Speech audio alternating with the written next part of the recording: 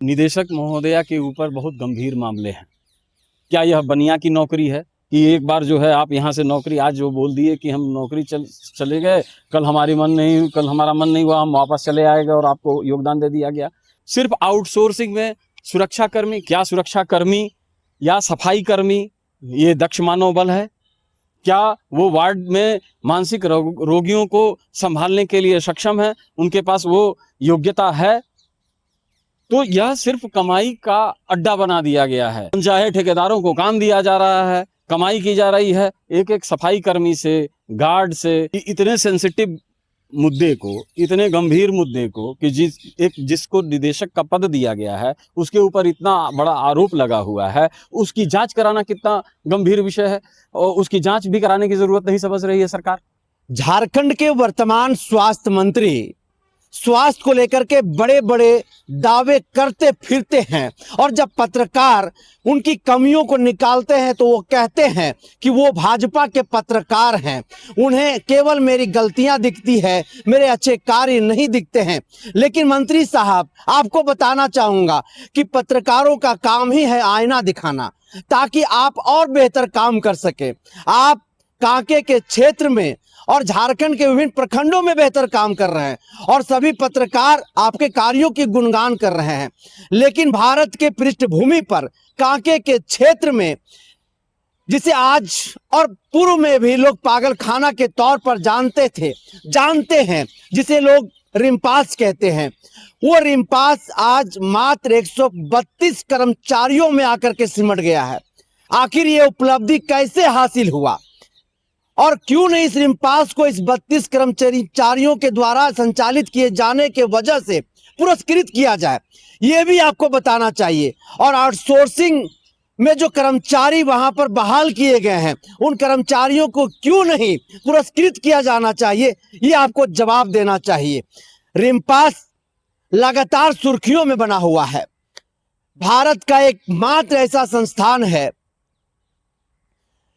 जिसको supreme court के द्वारा खुद निर्णय लेने का अधिकार मिला हुआ है, लेकिन इन अधिकारों को राज्य की सरकार जो है कागजों पर सिमट करके रख दिया है और न जाने किस बस्ते में कैद कर दिया है।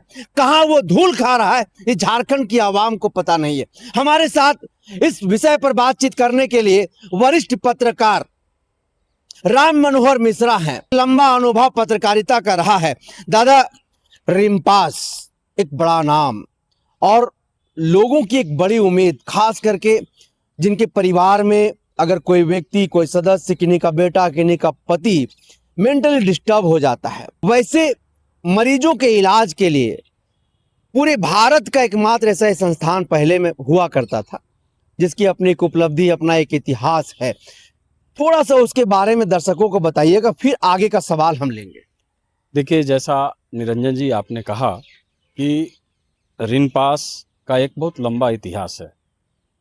इस वर्ष इसकी स्थापना के विषय में मैं बताऊं कि इसकी स्थापना वर्ष 1925 में इंडियन मेंटल हॉस्पिटल के रूप में भारतीय मानसिक रोगियों के इलाज के लिए तत्कालीन अंग्रेज सरकार ने की थी। इसके बगल में आज वर्तमान समय में CIP स्थित है, जो उस समय यूरोपियन मेंटल हॉस्पिटल के रूप में उसका निर्माण किया गया था और उसका निर्माण इससे 7 वर्ष पूर्व हुआ था। 1918 में यूरोपियन मेंटल हॉस्पिटल की स्थापना की गई थी, किंतु सिर्फ वहाँ अंग्रेज मरीजों का ही इलाज होता था। और यहाँ भी मानसिक समस्याओं को देखते हुए तत्कालीन अंग्रेज सरकार ने भारतीय मरीजों के लिए मानसिक स्वास्थ्य की सुविधा हो, इसके निमित्त वर्तमान जो रिम्पास है इसका निर्माण किया था। ना इंडियन मेंटल हॉस्पिटल से 1925 में स्थापित होने के बाद यह बहुत लंबे समय तक 100 वर्ष का कालखंड इसने जिया है। यह जीता जागता इतिहास है हमारे, और हम लोगों का लंबा जुड़ाव भी रहा है। इसको हम लोग देख रहे हैं, कवर कर रहे हैं पत्रकार के रूप में। उतार चढ़ाव को हम लोगों ने करीब से देखा है, जानते हैं। जैसा कि आप जानते हैं कि मानसिक स्वास्थ्य क्षेत्र आज सबसे महत्वपूर्ण क्षेत्र है, चुनौतीपूर्ण क्षेत्र बन गया है। हर 10 में से 4 लोग मानसिक समस्या से ग्रस्त हैं। 4 में से 1 व्यक्ति को मानसिक अस्पतालों में जाने की ज़रूरत पड़ रही है। भयावह स्थिति बढ़ती जा रही है। वह नशापान हो, अनिद्रा की समस्या हो, डिप्रेशन हो या चिंता हो, हम लोग इसको साइकोसिस भी कहते हैं, साइकोसिस भी है इसमें। और तमाम तरह की गंभीर बीमारियां भी हैं इसके तहत, स्किज़ोफ्रेनिया, अल्जाइमर से लेकर के तमाम तरह की बीमारियां हैं। जेरियाट्रिक समस्याएं हैं, बच्चे भी और मानसिक समस्याओं से जूझ रहे हैं। नशा एक बड़ा दायरा हो गया है जो कि इसके अंतर्गत आ गया है। इन सब समस्याओं को संभालने के लिए, मानसिक स्वास्थ्य को संभालने के लिए झारखंड सरकार का इकलौता संस्थान है रिनपास। निरंजन जी, मैं इसकी पृष्ठभूमि के विषय में बताना चाहूँगा कि 1994 में माननीय सर्वोच्च न्यायालय ने राकेश चंद्र नारायण जी के PIL की सुनवाई करते हुए 29 सितंबर 1994 को एक जजमेंट पारित किया और लाल फीताशाही, जिसको हम रेड टेपिज्म कहते हैं, उससे मुक्त करते हुए इसको स्वायत्त शासी संस्था, ऑटोनॉमस बॉडी के रूप में डेवलप करने का निर्देश दिया। और 1 अक्टूबर 1994 से यह प्रभावी हो गया, इसको ऑटोनॉमस का दर्जा मिल गया। इसके संचालन के लिए एक प्रबंध कारिणी समिति का गठन किया गया, जिसके अध्यक्ष तत्कालीन प्रमंडलीय आयुक्त दक्षिणी छोटा नागपुर हुआ करते थे और निदेशक रिनपास को इस संस्थान का प्रबंध कारिणी समिति का पदेन सचिव बनाया गया। इसमें अनेक सदस्य भी रखे गए जो कि साइकेट्रिस्ट, जिनमें साइकेट्रिस्ट और अन्य पदाधिकारी आदि सम्मिलित थे। इनको पूरा अधिकार दे दिया गया कि ये नियुक्ति नियमावली बनावें, नियुक्तियां करें। ग्रुप A, B, C और D चारों संवर्ग के पदों की बहाली का पूर्ण अधिकार इनको दे दिया गया। परचेज कमेटी बनाने का, रूल रेगुलेशन फ्रेम करने का पूर्ण अधिकार इस ऑटोनॉमस बॉडी को मिला। और माननीय सुप्रीम कोर्ट ने राष्ट्रीय मानवाधिकार आयोग NHRC को इसकी मॉनिटरिंग का जिम्मा सौंप दिया। लगातार 1994 में इसके गठन के पश्चात NHRC की टीम का विजिट हुआ करता था यहाँ। उसके स्पेशल रिपोर्टियर भी आया करते थे, संस्थान के विभिन्न वार्डों का मुआयना करते थे, यहाँ की स्वास्थ्य सुविधाओं को, दवा की व्यवस्था, भोजन की व्यवस्था, रहने की व्यवस्था, सबका सूक्ष्म निरीक्षण करने के पश्चात वो अपनी रिपोर्ट माननीय सर्वोच्च न्यायालय को सौंपते थे। और साथ ही राज्य सरकार को उस रिपोर्ट की एक प्रति आती थी जिसमें सुझाव और अनुशंसाएं दी जाती थीं कि कैसे इसमें और सुधार किया जाना है। अभी भी वह प्रबंध कारिणी समिति है, किंतु कुछ वर्ष पूर्व प्रबंध कारिणी समिति के जो अध्यक्ष विकास आयुक्त होते थे, तकनीकी कारणों से उनमें परिवर्तन करके विकास आयुक्त को इसका दायित्व दे दिया गया है। तो मैं आपको बताना चाहूँगा कि 1994 में जो जजमेंट आया उसके पश्चात डॉक्टर गोपीनाथ यहाँ के पहले मेडिकल सुपरिटेंडेंट डायरेक्टर के रूप में पहले आए। उसके 1997 में डॉक्टर कमला रंजन बैनर्जी, जो सेना से में उन्होंने योगदान दिया था, वहाँ से वो आए और उनके समय में रिनपास, जो आज का रिनपास है, वो उसने काफ़ी तरक्की की। नियुक्तियाँ हुई, बहुत सारे पद पर भरे गए, टीचिंग, उसमें कुछ मैंडेट दिया गया था। रिनपास के निर्माण में सुप्रीम कोर्ट ने मैंडेट दिया था कि इसमें इसका कई पहलू है कि मानसिक सेवा भी हो, स्वास्थ्य सेवा भी हो, चिकित्सा सुविधा हो, उसके साथ चिकित्सा शिक्षा की सुविधा हो और रिसर्च हो। ये तीनों मैंडेट इसको मिले। इसको देख करके क्लिनिकल साइकोलॉजी डिपार्टमेंट की स्थापना हुई। साइकेट्री की तो पढ़ाई यहाँ होती थी। डॉक्टर कमला रंजन बनर्जी के कार्यकाल में यहाँ शैक्षणिक गतिविधियों को काफ़ी बढ़ावा मिला। विभागों की स्थापना हुई जिसमें क्लिनिकल साइकोलॉजी डिपार्टमेंट, नैदानिक मनोविज्ञान विभाग कहते हैं, मनोसामाजिक कार्य विभाग, साइकेट्रिक सोशल वर्क बोलते हैं, उसकी स्थापना हुई और वहाँ फैकल्टीज़ की बहाली हुई और पढ़ाई की शुरुआत हुई। साइकेट्री डिपार्टमेंट में भी जो है लगभग डिफंक्ट था, उसमें भी पद भरे गए। इसके उपरांत डॉक्टर पीके चक्रवर्ती, ब्रिगेडियर डॉक्टर पीके चक्रवर्ती, उन्होंने डायरेक्टर के रूप में योगदान दिया और उनके समय में भी संस्थान डॉक्टर कमला रंजन बनर्जी की तरह ही काफ़ी उन्नति की ओर अग्रसर था। आप जो देख रहे हैं यह पीछे एकेडमिक एंड रिसर्च सेंटर, इसका निर्माण हुआ। पोस्ट वही 2006-07 में तक भरे गए। नई नई सुविधाओं का विकास हुआ। एक चीज़ और महत्वपूर्ण है बताना कि 1994-95 तक यहाँ मरीजों की संख्या लगभग 1800 से 2000 हुआ करती थी। 1800 से 2000 हुआ करती थी। आपको बड़ा बताना यह काफ़ी रोचक होगा कि राकेश चंद्र नारायण जी ने आखिर PIL क्यों किया था। एक घटना हुई थी 1994 में, PIL के पूर्व एक घटना घटी थी। यहाँ बहुत ज़्यादा संख्या में मरीज थे, खान पान उनको समुचित मात्रा में नहीं मिल पाता था, देखभाल नहीं हो पाती थी, साइकेट्रिस्ट नगण्य थे। वैसी स्थिति में अराजकता का माहौल था। पैसे लेकर के यहाँ एडमिशन होते थे, फर्जी जो है मानसिक रोग के इलाज के संबंधित जो है सर्टिफिकेट, प्रमाण पत्र बनते थे, जाली सर्टिफिकेट बन जाते थे। इस तरह की अराजकता वाली स्थिति यहाँ हुआ करती थी। उस दौर के बहुत सारे लोग अभी साक्षी हैं जिन्होंने देखा है। और उसी दौरान कुछ शरारती तत्वों ने मरीजों को खोल करके भगा दिया, जो कि सड़कों पर, रांची की सड़कों पे इधर उधर भटकने लगे। लेकिन सवाल ये है कि आज की जो रिम्पास है, जहां पर मानसिक रोगियों का इलाज किया जाता है, उस रिम्पास को अगर हम रेगुलराइज की बात करें तो मात्र 132 से 35 कर्मचारी हैं जो रिम्पास का देखभाल कर रहे हैं और बाकी आउटसोर्सिंग के कर्मचारी हैं।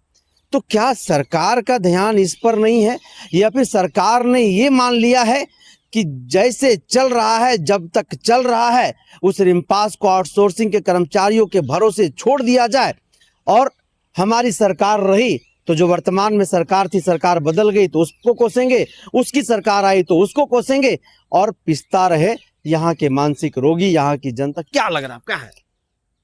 अब मैं आपको बताता हूँ कि 2007 तक जो स्थिति बहुत अच्छी थी, रेगुलराइज करके संख्या को सीमित किया गया। विभिन्न राज्यों के मरीज हुआ करते थे। डॉक्टर कमला रंजन बनर्जी साहब के समय में 1999-2000 में यहाँ से मरीजों को उनके रेस्पेक्टिव स्टेट में भेज दिया गया, वहाँ मानसिक अस्पतालों में उनको भेज दिया गया और यहाँ की संख्या जो है सीमित करके 500 कर दी गई। ठीक है कि हम बेहतर कम संख्या में मरीज होंगे और हमारे राज्य के सिर्फ झारखंड के मरीजों को हम वो सुविधा देंगे। अविभाजित बिहार भी था हमारे समय में, उस समय तो अविभाजित बिहार के लोग भी थे और उस समय हम चल रहे थे। लेकिन 2000 के बाद 2001 में जब हमारा राज्य बना, उसके बाद जो है कई वर्षों तक बिहार के मरीजों का इलाज होता रहा, किंतु उनके ऊपर काफ़ी बड़ा बकाया राशि थी। उसको लेकर के वहाँ की राज्य में जो है कोइलवर में, बिहार में कोइलवर में एक अपना मानसिक अस्पताल बन गया। तब वहाँ की सरकार ने कहा कि जो है आप हमारे राज्य के मरीजों को भर्ती ना करें। इसके पश्चात वहाँ के बिहार के भी मरीजों को अब भर्ती नहीं किया जाता है। किंतु यहाँ बताना यह इम्पॉर्टेंट है कि जो संख्या सीमित करने के बाद गुणात्मक परिवर्तन आए थे। 2007 तक काफ़ी क्वालिटेटिव चेंज आया, मरीजों की स्थिति, शिक्षण की गुणवत्ता बढ़ी, ठीक है, टीचर्स थे।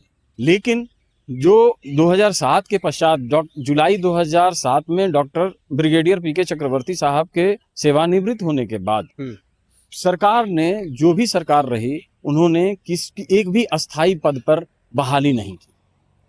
अस्थाई निदेशक की बहाली नहीं हुई। क्या लग रहा है इसके पीछे की वजह आपको क्या नजर आ रही? क्यों 2007 के बाद ये 2026 में जब हम लोग ये खबर कर रहे हैं, जब ये वीडियो बना रहे हैं, तब तक क्यों नहीं यह राज्य, चाहे वो भाजपा की सरकार रही हो, चाहे वो वर्तमान की इंडी गठबंधन की सरकार हो, क्यों नहीं वो अस्थाई जो है एक निदेशक देख पा रहे हैं? देखिए, 2007 के बाद जो भी सरकार रही राज्य में, उनकी प्राथमिकता की सूची से कहीं ना कहीं ऋण पास गायब हो गया, कोसों दूर रहा। सिर्फ और सिर्फ निर्माण पर जोर रहा। आधारभूत संरचनाओं को बनाइए, पैसा कमाइए, भ्रष्टाचार का ये अड्डा बनता गया। यहाँ जो है प्रभारी निदेशक देते गए। प्रबंधकारिणी समिति जो कि काफी मजबूत हुआ करती थी ब्रिगेडियर पीके चक्रवर्ती के समय पे, सारे निर्णय स्वयं लेते थे और वो सूचना सिर्फ दी जाती थी राज्य सरकार को। सिर्फ सूचना, राज्य सरकार को माननीय सुप्रीम कोर्ट के आदेश के अनुसार सिर्फ और सिर्फ डायरेक्टर की नियुक्ति का अधिकार है। बाकी सारे जो पद हैं वो मैनेजमेंट कमेटी और डायरेक्टर को यहाँ भरना है, ए से लेकर के डी तक। आज कुल स्वीकृत आपको बताता हूं कि 810 पद स्वीकृत हैं ऋण पास में, और उस 810 में सिर्फ 132 कर्मचारी जो आप बता रहे हैं, वो ही उतने संख्या में मात्र लोग रह गए हैं, जिसमें साइकेट्रिस्ट हैं, क्लिनिकल साइकोलॉजिस्ट हैं, नर्सिंग स्टाफ हैं। वार्ड अटेंडेंट की संख्या नगण्य है, बहुत कम संख्या में बच गए हैं, जो कि काफ़ी संख्या। अब समझ लीजिए कि एक रेशियो है, मेंटल हेल्थ एक्ट कहता है कि 10 मरीज पर एक जो है नर्सिंग स्टाफ होना चाहिए, 10 मरीज पर एक जो है डॉक्टर होना चाहिए। आप उठा करके देखेंगे, यहाँ 500 मरीज हैं और हमारे पास 6 से 7 जो है साइकेट्रिस्ट हैं, 4 ही सिर्फ परमानेंट फैकल्टी हैं जो टीचिंग के लायक हैं। और इसके कारण इसकी परिणति ये हुई कि वर्ष 1999 से जो यहाँ इस देश को पहला एमडी इन साइकेट्री 1931 में डॉक्टर एलपी वर्मा जो यहाँ से पढ़ करके निकले थे, पहला साइकेट्रिस्ट भारत का देने वाला संस्थान, आज जो है एक एमडी की सीट के लिए तरस रहा है। उस एमडी की सीट को जो है रिवाइव नहीं करा पाए। बगल में हमारा जो है सीआईपी है, वहाँ 38 सीटें हैं सीट एमडी की, वहाँ से प्रतिवर्ष जो है 38 स्टूडेंट एडमिशन लेते हैं, वहाँ पढ़ाई होती है, वहाँ क्वालिटी के रिसर्च हो रहे हैं, देश में उसका नाम है, और हम कहीं नहीं हैं। ऋण पास और राज्य सरकार अपने कॉलर को खड़ा कर रही है, थोपा थोपी का खेल चल रहा है। इंडिया गठबंधन एनडीए की सरकार, मंत्री तो ये बोलते हैं, डीटीएमएस का कल मशीन का उद्घाटन किए, हमने जब सवाल किया कि आखिर इसका संचालन कौन करेगा, ऑपरेटर कौन रहेगा, तो बोले इसको चलाने के लिए किसी अनुभव की जरूरत नहीं है। ये कैसे देख रहे हैं? यह बहुत ही हास्यास्पद बात है। हमारे माननीय स्वास्थ्य मंत्री स्वयं एक डॉक्टर हैं, एमबीबीएस हैं, यहाँ की जो निदेशक हैं वो साइकेट्रिस्ट हैं। कोई भी एक्सपेरिमेंट, हम लोग लेमैन हैं, लेकिन जो थोड़ी मोड़ी पढ़ाई हम लोगों ने की है, जो प्रयोग होते हैं, एक्सपेरिमेंट होते हैं, वो कंट्रोल्ड कंडीशन में होते हैं, नियंत्रित परिस्थितियों में होते हैं। अगर आप उद्दीपन देते हैं, हिंदी में हम लोग उद्दीपन शब्द का प्रयोग करते हैं, इसको स्टिमुलाई कहते हैं, स्टिमुलस कहते हैं। तो जो डीटीएमएस है वो कंट्रोल्ड सिचुएशन में होगा, उसको कितनी मात्रा में कितने समय के लिए दिया जाना है, इसको वही व्यक्ति चला सकता है बढ़िया से कि उसका और कि इसका प्रभाव सकारात्मक हो, नकारात्मक ना हो। तो वह जो जानकार व्यक्ति होगा, वेल ट्रेंड होगा, वही कर सकता है। यहाँ महज 2 दिनों का प्रशिक्षण देकर के एक ईसीजी ऑपरेटर को 2 दिनों का प्रशिक्षण देकर के उससे कहा जा रहा है कि वह डीटीएमएस का संचालन कर लेगा। आपको बताता चलूं कि यहाँ सीटी स्कैन मशीन लगी थी, 2 करोड़ रुपए में खरीदी गई थी। आज उसको 1 साल पूर्व जो है उखाड़ करके कबाड़ खाने में फेंक दिया गया है। बड़ी बात। एक डॉक्टर हुआ करते थे, उस तत्कालीन मेडिकल सुपरिटेंडेंट हुआ करते थे, उनको भी उस समय जो है परचेज के समय बुलाया गया था। उन्होंने सवाल कर दिया कि जो है 2 करोड़ की मशीन की आवश्यकता क्यों है, क्योंकि हमारे यहाँ कितने सीटी स्कैन हुआ करते हैं। तो आंकड़े आए 2 से 3 ही होते थे महीने में सिटी स्कैन, तो क्या आप रिम्स में भेज करके उस मरीज का जिसको सिटी स्कैन की ज़रूरत थी उसका नहीं करा सकते थे? 2 करोड़ की मशीन आप लोगों ने खरीद ली, इंफ्रास्ट्रक्चर डेवलपमेंट कर लिया, आज वह कबाड़ खारे में फेंका गया है। आप आंकड़ों को निकाल तो महज कमाई के लिए यह कार्य किया गया है। लेकिन निदेशक इस बात से बिल्कुल मुकर जा रहे हैं। उन्होंने भी ये बात को कहा, जब हमने कहा कि करोड़ों रुपया की मशीनें धूल फेंक रही है, तो उन्होंने ये बात को कहा कि यहाँ पर कोई भी मशीनें धूल फेंक नहीं रही, सभी मशीनें संचालित हैं। यह तो आंकड़ों की बात है, तथ्य की बात है। निदेशक महोदया के ऊपर बहुत गंभीर मामले हैं। वो भी उनकी भी नियुक्ति यहाँ ऋण पास के गठन के पश्चात हुई थी और कथित तौर पे कुछ लोग उनके नियुक्तियों को लेकर के माननीय कोर्ट में गए हैं, एसीबी कोर्ट में गए हैं और इसको चुनौती दी गई है कि इनकी जो नियुक्ति है यहाँ हुई, उसके उपरांत इन्होंने यहाँ से एनओसी ले लिया, इनका नियोजन जो है रिम्स में हो गया, रिम्स में योगदान इन्होंने बाकायदे दे दिया और रिम्स में योगदान देने के पश्चात जो है यहाँ रेजिग्नेशन देने के बाद, एनओसी प्राप्त करने के बाद, ये रिम्स में योगदान देने के पश्चात पुनः यहाँ कैसे बहाल हो गई? क्या यह बनिया की नौकरी है कि एक बार जो है आप यहाँ से नौकरी, आज जो बोल दिए कि हम नौकरी चले गए, कल हमारा मन नहीं हुआ, हम वापस चले आएगा और आपको योगदान दे दिया गया? इस सरकार की संवेदनहीनता देखिए कि इतने सेंसिटिव मुद्दे को, इतने गंभीर मुद्दे को कि जिसको निदेशक का पद दिया गया है उसके ऊपर इतना बड़ा आरोप लगा हुआ है, उसकी जांच कराना कितना गंभीर विषय है और उसकी जांच भी कराने की जरूरत नहीं समझ रही है सरकार। रिम्स आपके अंदर है, आपके अधीन है, आपके स्वास्थ्य विभाग के अधीन है, ऋण पास भी आपके स्वास्थ्य विभाग के अधीन है। आप दोनों जगह से तुरंत चाहे 1 घंटे के अंदर इसकी पुष्टि कर सकते हैं। लेकिन सरकार कोई भी चीज को स्पष्ट नहीं करना चाहती है। हम लोग इस कड़ी में, अगली कड़ी में हम लोग इस पर बातचीत करेंगे, खास करके निदेशक के मुद्दे पर। फिलहाल एक सवाल हम आपसे ले रहे हैं, क्योंकि राज्य के जो मंत्री हैं वो बेहद गंभीर हैं, बहुत संवेदनशील है, खास करके स्वास्थ्य क्षेत्र को लेकर के। आप देखिए कि कांके जैसा क्षेत्र में रिम्पास 2 का निर्माण वो करवा रहे हैं और बड़े जोर शोर से, बड़े प्राउडली कहते हैं, कांके के लोग भी धन्यवाद दे रहे हैं। और साथ ही साथ 16 से 17 उप स्वास्थ्य केंद्र का शिलान्यास कर दिया गया है। लेकिन जनता ये कह रही है कि राज्य के स्वास्थ्य मंत्री को एक पुरस्कार मिलना चाहिए। पुरस्कार इसलिए मिलना चाहिए क्योंकि उनकी जो सोच है और उनके अंदर जो एक मैनेजमेंट की जो टैलेंट है, उस टैलेंट के बदले में, टैलेंट क्या है कि रिम्पास जैसा संवेदनशील संस्थान को मात्र 132 कर्मियों से वो संचालित करवा रहे हैं। देखिए, निश्चित रूप से माननीय स्वास्थ्य मंत्री बहुत ही योग्य व्यक्ति हैं। उन्होंने कांके की धरती को मेडिकल हब बनाने का काम निश्चित रूप से किया है। यहाँ मेडिकल सिटी के भी स्थापना की चर्चा चल रही है। रिम्स 2 का निर्माण कार्य प्रारंभ हो गया है। इसके लिए वो साधुवाद के पात्र हैं। इसमें मैं उनको व्यक्तिगत रूप से भी, एक पत्रकार के रूप से और कांके क्षेत्र का निवासी होने के नाते उनको मैं बधाई देता हूँ। किंतु जहाँ तक रिम्स की बात है, ऋण पास की बात है, क्षमा कीजिएगा, ऋण पास की बात है, तो ऋण पास को लेकर के माननीय मंत्री जी को 1 वर्ष का अधिक कार्यकाल बीत चुका है, तो उनसे यह अपेक्षा है कि स्वयं वो एक चिकित्सक हैं, चिकित्सा ज़रूरतों को समझते हैं। उन्होंने कांके जैसे प्रखंड में हमारे यहाँ 16 उपकेंद्र को भी दिया है, तो निश्चित रूप से हम लोग देख रहे हैं कि चीज़ों को धरातल पर उतारने का प्रयास है उनका। किंतु ऋण पास के संबंध में भी उनको और गंभीर होना होगा और गहराई से सोचने की ज़रूरत है कि यहाँ गड़बड़ियाँ कहाँ हैं, उस पर उनको विचार करना होगा। आखिर कौन ऐसे लोग हैं जो इस संस्थान को आगे बढ़ने देने नहीं चाहते हैं? यह एक धरोहर के रूप में काम आएगा। आज की स्थिति में आपको बताऊं, यहाँ एक देश में, पूरे देश में और कम से कम हम राज्य में की बात करें तो यह ऐसा संस्थान है जहाँ की निःशुल्क दवा का वितरण किया जाता है।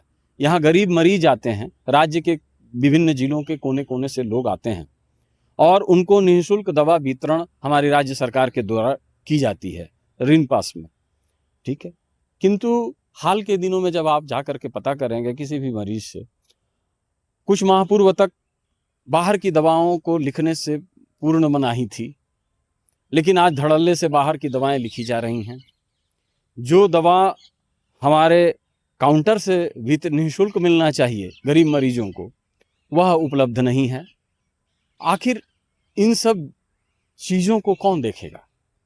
यह हमारे माननीय मंत्री जी को ही देखना होगा, माननीय स्वास्थ्य सचिव साहब को देखना होगा कि वास्तव में कौन सी ऐसी परिस्थिति उत्पन्न हो गई है कि आज जो दूर दराज से मरीज आ रहे हैं उनको पूरी दवा हम लोग दे नहीं पा रहे हैं। हम अपना कांधा थपथपा रहे हैं स्वयं कि हम बहुत अच्छी चीज़ें कर रहे हैं, DTMS ला रहे हैं, निश्चित रूप से ये बहुत सराहनीय कार्य है, लेकिन इसके लिए दक्ष मानव बल भी आप लाइए, आप न्यूरोलॉजिस्ट लाइए, आप न्यूरोसर्जन भी लाइए, बहुत सारे डिपार्टमेंट खोलिए। और जो साइकेट्रिक डिपार्टमेंट जो ठप है, जिसमें मात्र DNB की पढ़ाई चल रही है, वहाँ MD की सीटें बढ़वाइए। सीटों की संख्या बढ़वाने की ज़रूरत है। आप अपनी तुलना बगल में आधे किलोमीटर दूरी पर स्थित CIP से कीजिए कि आप कहाँ हैं। वहाँ 600 साढ़े 600 मरीजों की क्षमता है, आपके यहाँ भी लगभग उतनी ही क्षमता है। 500 आप कागज़ में दिखाते हैं, लेकिन आपके यहाँ भी भरे रहते हैं मरीज। डिमांड बहुत है, तो आपको उसके अनुरूप अपने आप को बढ़ाना होगा, न कि आप पीछे चले जाएं। आप 132 क्यों मरीज रहेंगे, ये कर्मचारी क्यों रहेंगे? क्यों नहीं यहाँ 1000 कर्मचारी हों, 800 ही क्यों रहें? आज संख्या बढ़ गई है, हमारे पास जगह है, ऋण पास के पास काफ़ी पर्याप्त जगह है। अगर मरीजों की संख्या बढ़ रही है, रोग मानसिक समस्याएं बढ़ रही हैं, उसमें विभिन्न पहलू जुड़ गए हैं।